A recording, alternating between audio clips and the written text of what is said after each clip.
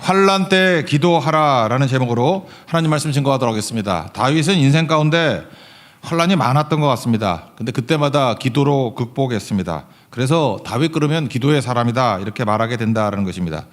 자기의 상황을 가장 잘 묘사한 게 우리 3절이라고 생각합니다. 3절 다 같이 읽겠습니다. 시작. 사망의 줄이 나를 두르고 수월의 고통이 내게 이르므로 내가 환난과 슬픔을 만났을 때에. 사망의 줄이란 게 뭐죠? 이렇게 죽음의 줄이 나를 묶고 있다라는 것입니다. 꼼짝도 못하게 만든다는 거예요. 속수무책입니다. 죽는 줄 아는데 빠져나올 길이 없다. 그게 사망의 줄입니다. 알면서 당하는 그런 어려움이 있지 않습니까? 이렇게 묶여 있는데 이제 사지로 끌려가는 거죠. 사망의 줄이라는 것입니다. 지옥의 고통이라는 것은 희망이 없는 거죠.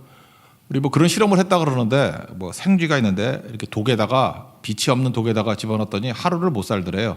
희망이 없기 때문에 그렇죠. 그런데 작은 이게 구멍 뚫어가지고 빛이 살짝 비춰지니까 일주일 가더래요. 그러니까 무슨 얘기입니까? 빛이 희망이고 결국은 살 힘이 어디서 나온다는 거예요? 희망에서 나온다는 거죠. 동물도 그렇다라는 것입니다. 우리 허파에 산소가 필요하듯이 사람에게는 희망이 필요하다라는 것입니다. 희망이 다 사라진 게 수월의 고통이다. 그러니까 지옥의 고통이다. 이렇게 말하고 있다라는 것입니다. 그런 환난 속에서 환난과 고통이라고 했는데 환난은 뭐예요? 겉으로 드러나는 거고 고통은 마음속에서 아픈 거죠. 그래서 환난과 고통, 겉으로는 환난이요 내부로는 고통 이런 게 있었다. 그때 다윗이 뭘 알았겠습니까? 우리도 이런 상황에 놓였다 그러면 다윗과 같이 우리 특별히 두 가지 크게 깨달아야 될 것 같아요. 첫째는 들으시는 하나님. 하나님께서 내 기도를 들으신다라는 거예요. 1절을 다 같이 읽겠습니다. 시작. 여호와께서 내 음성과 내 간구를 들으심으로 내가 그를 사랑하는도다. 그러니까 음성과 간구를 들으셨다. 우리 찬양에도 있지 않습니까? 작은 신음에도 응답하시는 주님. 그러니까 신음소리도 응답하신다라는 것입니다. 어렸을 때 제가 한번 기억해 봤어요. 이렇게 아이들 키울 때 보니까 아이들은 그냥 막 얘기를 하잖아요. 근데 아버지는 아이의 말을 귀담아 들었던 것 같아요. 이렇게 지나가는 투로 쭉 했는데 저는 기억을 해요. 아, 얘가 이걸 원하는구나. 이렇게 해줘야 되는구나. 타이밍에 맞춰가지고 꼭 해줘야지. 하여튼 일단 마음은 그랬다고요. 해줬는지 안 했는지 모르지만. 하나님은 들으시고 응답하시는 분이잖아요. 그러니까 우리가 지금 기도하는 거 헛되지 않습니다. 하나님이 다 들으신다는 거예요. 그래서 아버지 도와주세요. 살려주세요. 그걸 들으신다는 것입니다. 우리의 기도가 허공을 치는 게 아니라는 거예요. 벽대고 하는 그 헛된 외침이 아니라는 것입니다. 다 듣고 계신다는 거예요. 마태복음 7장 9절 이하에 보면은 그 기도에 관해서 예수님이 이렇게 말씀하시잖아요. 누가 아들이 떡을 달라 그러는데 돌을 주고 생선 달라 그러는데 뱀 줄 사람이 있느냐? 악한 아버지도 이러지 않는데 하늘에 계신 아버지께서 구하는 자에게 좋은 거 안 주겠냐? 그러니까 들으신다는 거죠. 그러니까 구해야 된다는 것입니다. 듣고 또 우리 음성을 듣고 간구를 응답해 주시는 하나님이 우리 하나님이시라는 것입니다. 우리 요즘에 출애굽기 살피지만 출애굽기 2장 그 마지막에 보세요. 23절, 25절까지 보면은 고된 노동으로 말미암아 일단 부르짖었습니다. 아버지 하고 부르짖었더니 하나님께 상달되고 하나님께서 언약을 기억하시고 또 그들을 돌보셨다. 그 내용이 나오잖아요. 들으시죠? 아무것도 없는 상황 같지만 부르짖으니까 들으시잖아요. 그러니까 우리 기도도 하나님께서 들으신다는 것입니다. 재정적인 어려움 당한 분 뭐 이렇게 얘기 들어보니까 그래요. 참 묘한 게 뭐냐면 두 종류 성도가 있는 것 같아요. 이렇게 객관적으로 물질이 풍부하지는 않는데 그건 만나 기적 같습니다. 그 고린도후서 8장 15절에 보니까 많이 거둔 자도 남지 아니하고 적게 거둔 자도 모자르지 않는다. 이게 참 만나 원리인데 하나님 백성들이 이끌어 가실 하나님의 원리인 것 같습니다. 뭐가 기적이냐? 뭐 하늘에서 뭐 돈다발 떨어지는 것도 기적이지만 어떤 성도를 보면 정말 적게 거둬요. 적게 거두는데 모자르지 않는 기적. 참 묘하죠. 뭐 그렇게 풍족하지도 않은데 모자르지 않고 뭐 구제도 하고 헌금도 하고 성교도 가고 제가 제3자로 볼 때 계산이 안 나오거든요. 아니 저거 벌어서 저게 어떻게 채워지나. 그래서 저는 궁금하면 물어보잖아요. 이렇게 뭐 이런저런 직접 물어보면 대답 안 할까 봐 뭐 이런저런 얘기하다가 들어보니까 하나님이 채워주시고 저는 돈 들여서 하는데 그분은 공짜로 하는 게 되게 많더라고. 누가 와서 도와주고 뭐 풀어주고. 그래서 제가 느낀 게 그거였어요. 그죠? 이게 적게 거둔 자도 모자르지 않는다는 게 바로 이런 거구나. 반면에 우리가 이렇게 객관적으로 볼 때 엄청 버는 분 같이 보이잖아요. 뭐 떼거지로 몰고 다니는 분 돈을. 저는 얼마나 부자일까 생각을 해보는데 또 다 그런 게 아니더라고.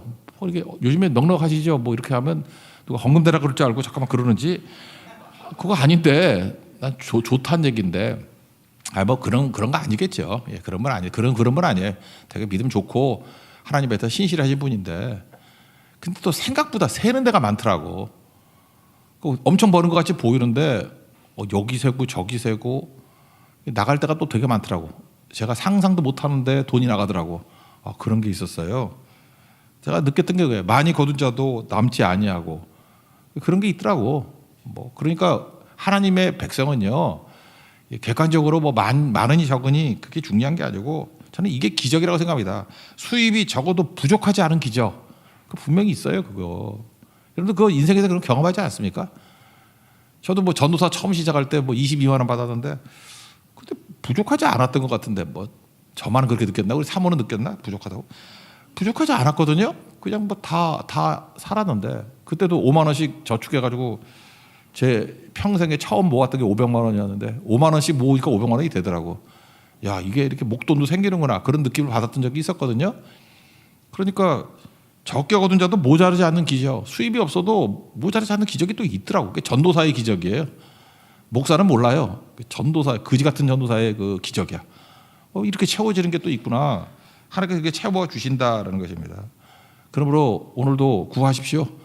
하나님께서 최적으로 주시고 어떤 상황 속이든지 하나님께서 인도해 주신다는 것입니다. 그래서 다윗은 고난이 되게 많았고 환난이 되게 많았지만 하나님께 구했더니 내 음성과 간구를 들으셨다. 이거를 기억했다는 거예요. 내가 그를 살아가지 않을 수 없도다. 하나님 그런 분이라는 거예요. 오늘도 여러분 적게 얻어도 모자르지 않는 기적을 맛보는 하나님의 거룩한 종 되기를 축원합니다. 또 필요하면 또 많이 주시겠죠. 30배, 60배, 100배 축복도 누리게 해 주신다는 것입니다. 두 번째 깨달은 게 뭐냐면 저는 이게 다윗의 핵심이라고 생각하는데 우리 보통 기도할 때 육체를 놓고 기도하고 상황을 놓고 기도하고 그러지 않습니까? 근데 다윗은 뭘 깨달았냐 하면은 영혼을 건지소서.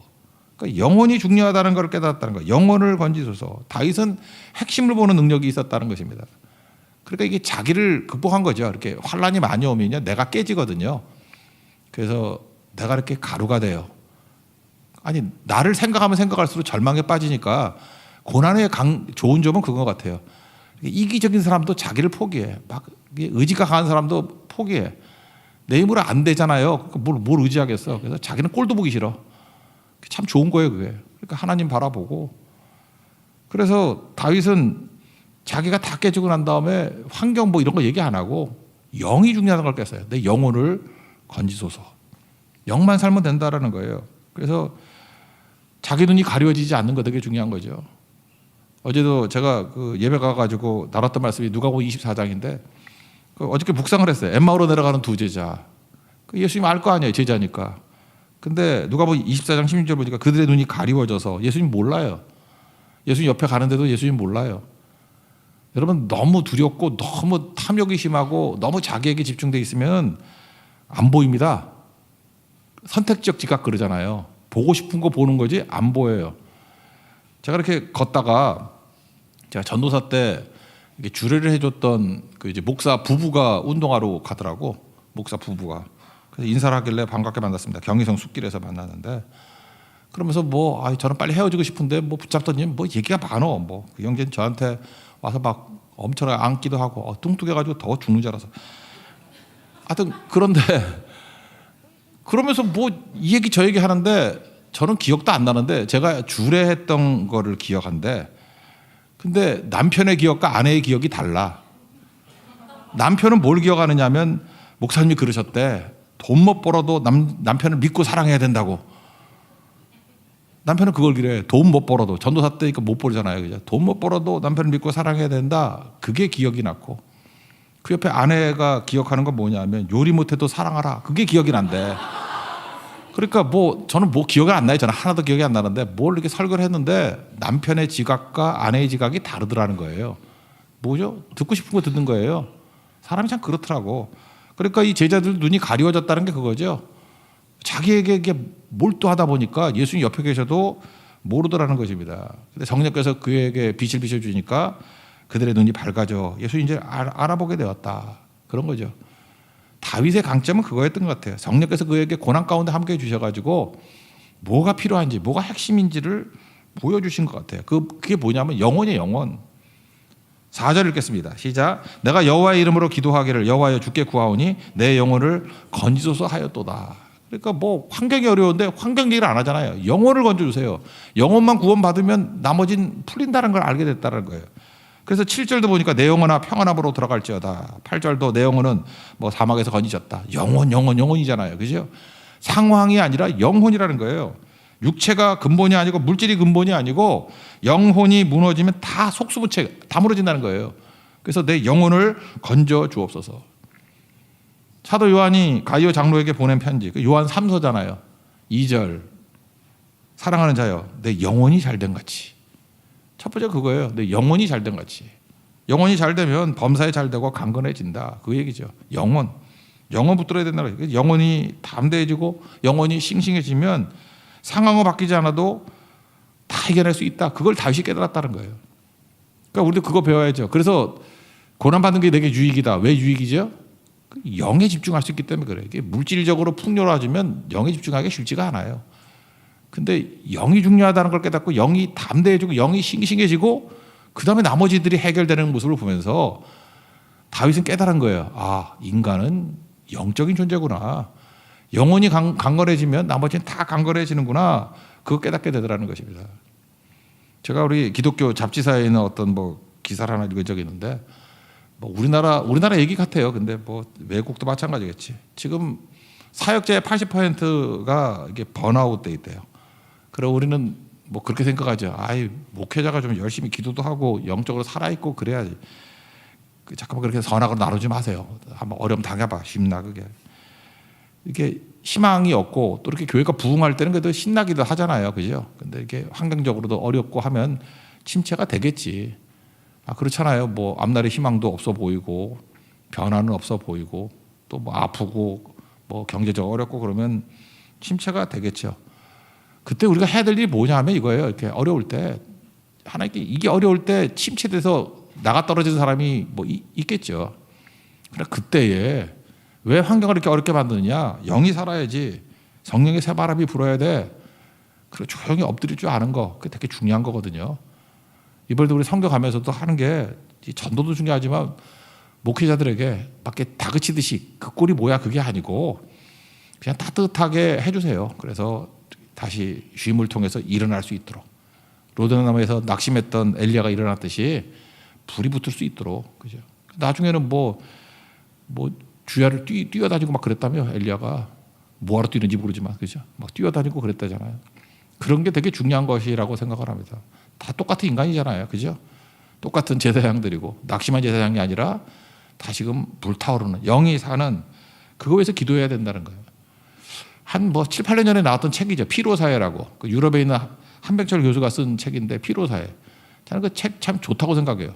이 사회를 잘 분석한 것 같은데 성과주의에 몰두해 있다가 보니까 사람들이 그렇게 됐대요. 그리고 남 시선은 신경 안 쓴다 그러는데 내면보다 타자 지향적인 인생을 산대. 우리 남 보여주는 거 되게 신경 쓰잖아요. 제가 보니까 성도들이 이렇게 막 힘들어하고 넘어지고 하는 거 보면은 내면이 힘들어서 힘들어하는 사람도 있지만 남에게 뭐 내 약점이 뭐 이렇게 노출되거나 망신당하거나 그걸 못 견뎌요. 그러니까 왕따 같은 거. 왕따도 아니에요. 그냥 자기 부끄러운 곳이 이렇게 드러나는 거. 너무너무 약해. 영혼이 약한 거죠. 이게 피로사예요.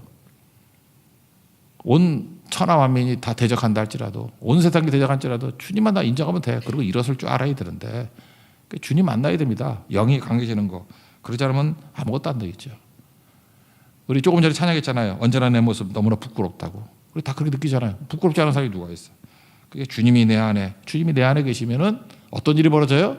나를 세워주소서. 뭘 세우겠어요? 내 영혼을 세워달라고. 그래서 하나님 앞에서 이 기도가 또 있어야 된다는 것입니다. 두 가지. 기도를 들으신다 하나님은 또 내 영혼 세워주십시오.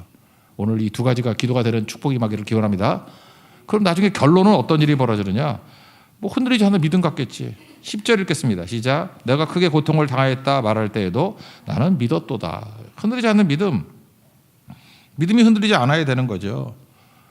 여러분 그 믿음이 흔들리지 않아야 축복이 축복됩니다. 성공이 성공됩니다. 은혜 없으면 성공이 성공되지 못해요. 여러분 성공해서 망한 사람 봤습니까? 잘 안 보이죠. 나도 좀 성공해서 망했으면 좋겠어요. 그 대표적인 로또 아니에요? 우리나라 로또는 뭐 얼마 안 주더라고. 뭐 10억, 20억밖에 안 주는데 미국 로또는 뭐 한 1,000억, 2,000억 이렇게 줘. 그러니까 상상이 안 가죠. 1,000원 말고 1,000억이 억. 1,000억이라고는 뭐 상상이 가나 몰라. 뭐 부자든 상상이 가는지 모르지만 저는 뭐 100억이나 1,000억이나 저한테 똑같아. 뭐 그거 뭐 언제 다 써 그거. 아니 뭐 100억이라는 돈은 여기 50년 살 사람 별로 없잖아. 1년에 2억씩 써도 50년 쓰는 거 아니야. 100억 다 못 쓸 것 같은데? 몰라. 뭐 좋은 차 사고 막 이렇게 뿌리고 다니면 쓸지 모르지만 지금 제가 사는 스타일로 하면 1년에 2억 못 써. 2억을 어떻게 써? 그죠? 그게 100억인데 1,000억이라 그러면 20억을 써야 돼 1년에. 얼마나 바쁘겠어. 20억을 쓰려면은. 근데 그런 게 걸리거든요. 1,000억이 아니라 2,000억도 걸리고 막 그러잖아요. 그죠? 근데 묘한 게 성공했잖아요. 근데 뭐 기록 봤죠. 1년 안에 100% 망한대. 준비가 안 돼 있는 인생이 성공했어요. 그랬더니 다 새 거 다. 새 차, 새 집, 새 남자, 새 여자. 다 새 거. 그러다 망하는 거예요. 그죠? 그래서 우리의 성공에다 은혜의 개입이 있어야 돼요. 하나님의 은혜가 개입해야 의미를 갖고 건질 수 있다. 그래서 다윗은 항상 은혜가 들어가 있었어요. 그래서 성공했잖아요. 왕도 되고 뭐 강해지고 그래도 무너지지 않잖아요. 그래서 성공이 아니라 은혜가 있어야 돼요. 은혜의 개입이 있어야 넘어지지 않습니다. 그래서 12절 이렇게 얘기하죠. 내가 주께 모든 은혜를 내게 주신 모든 은혜를 내가 여호와께 무엇으로 보답할까? 그러니까 이런 사람이 무너질 리가 없겠죠. 그러니까 최고로 살 수 있다는 것입니다. 그래서 흔들리지 않는 믿음, 이게 결과예요. 은혜를 알고, 그죠? 하나님 앞에 나아간다. 은혜를 아는 사람의 특징이 뭐냐? 감사가 마비되지 않아요. 그러니까 탐욕적인 사람의 특징은 뭐냐? 감사가 마비돼 버려. 감사가 뭔지 몰라. 맨날 더 그런다고요. 그러니까 탐욕은 동물같이 만들어 버리는 거죠. 근데 은혜를 알면은, 은혜는 뭐 곧 감사예요. 은혜니까 감사가 나오고, 이게 흔들리지 않는 믿음이라는 것입니다. 그리고 또 하나 여기서 다윗이 굉장히 강조하는 게 뭐냐면, 전 다윗의 삶의 비밀을 하나 알았어요. 다윗이 이렇게 내가 평생 기도하겠습니다 그러면서 뭐 별로 실수 없잖아요. 그죠? 승승장구했던 이유가 뭐냐면 서원의 인생을 살았기 때문에 그래. 서원을 갚겠다. 서원. 이게 확 보이더라고. 서원. 이게 네데르라는 단어인데, 네데르. 히브리어로 네데르. 서원이거든요. 14절 보세요. 여호와여 모든 백성 앞에서 나는 나의 서원을 여호와께 갚으리로다. 18절. 나는 여호와께 서원한 것을 그의 모든 백성이 보는 앞에서 내가 지키리로다. 여러분 서원 언제 합니까? 평탄할 때 서원하는 사람이 별로 없죠. 되게 고난 중에 하는 게 서원이에요. 뭐 죽을 병에 걸리면 살려만 주시면 뭐 이런 거잖아요. 그죠? 뭐 안 될 때 애가 안 태어나면 뭐 애만 주시면 한나도 그런 거 있잖아요. 서원. 그런데 하나님 앞에서 이 환난 가운데 진짜 정직하게 서면은 이 서원 기도는요, 내 욕심이 들어간 기도가 아니야. 어찌 보면 내가 인간이 할 수 있는 최고의 기도가, 가장 순수한 기도가 그때 나오는 거예요. 다윗도 그랬던 것 같아요. 그냥 바닥까지 내려가서 가장 어려울 때, 환난 중에 거기서 하나님 앞에 나왔던 기도가 있다고. 그게 서원이에요. 서원. 근데 이제 풀리면 싹 잊어버리죠. 다윗은 그걸 깨달았던 거예요. 내 평생의 가장 순수한 기도, 성령께서 주신 기도, 하나님이 내게 부어주신 미래에 대한 기도는 서원 기도라는 거예요. 그래서 그 서원을 응답받고 난 다음에도 잊지 아니하고 서원을 지키리이다. 그래서 다윗은 자기 인생을 드라이브 했던 것이 서원이에요. 서원. 그 서원 중에 하나가 뭐예요? 성전 짓겠습니다. 그런 거 있잖아요. 그랬더니 하나님이 너는 피를 만지고 뭐 아들 해. 그랬더니 서원이 바뀐 거죠.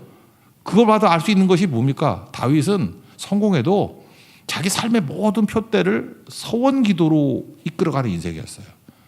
흔들리지 않죠. 자기 자신은 못 보잖아요. 이게 딴 사람들 많이 보잖아요. 성도들 보면은 어떤 형제 뭐 10대 때부터 이렇게 쭉 봐와요. 지금 거의 40대가 됐는데 이렇게 쭉 보면 그 형제도 어려울 때 몇 번의 서원이 있었어. 제 앞에서 했던 서원이에요. 만약에 그 서원을 붙들고 다윗과 같이 서원이 자기 인생을 드라이브하는 그런 인생이 됐다 그러면 지금 여기 없어. 승천에서 엘리야 같이 천국 갔어. 근데 서원은 서원이고 인생은 인생이고 그렇게 사니까 지금도 광야를 헤매고 있어. 근데 기억나는 게 한 3가지 서원이 있더라니까. 그 서원만 지켰어도 그 서원이 내가 볼 때 하나님의 뜻이었어. 그 형제에 대한 하나님의 뜻이었어요. 글로 가면 돼. 근데 그거 놓쳐가지고 무너지게 되더라는 거죠.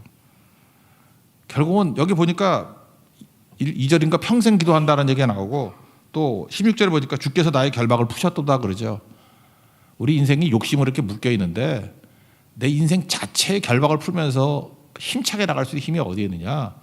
가장 순수할 때 드렸던 기도예요. 그게 서원 네데르거든. 네데르를 지키는 인생. 하나님도 언약을 지키시는 하나님이시죠. 우리도 하나님께서 가장 순수한 기도를 환난 때의 기도, 그걸 서원이라 그러는데 서원을 붙들고 하나님 내가 서원을 갖겠습니다. 성공하고 난 다음에도 그런 인생이 될 때 그의 인생은 항상 결박이 풀려지는 승승장구한 인생이 되었다는 것입니다. 우리 이 지혜를 얻고 환난은 그래서 기회죠. 안 보이는 게 보이고 기도도 순수해지고 내 평생 무엇을 향해서 나가야 될지를 깨닫게 만드는 힘이 될 수 있다는 것입니다. 오늘도 그 힘을 얻고 승리하는 하나님의 거룩한 종 되기를 축원합니다. 예. 자리에 일어나겠습니다. 나의 한숨을 바꾸셨네 찬양하겠습니다.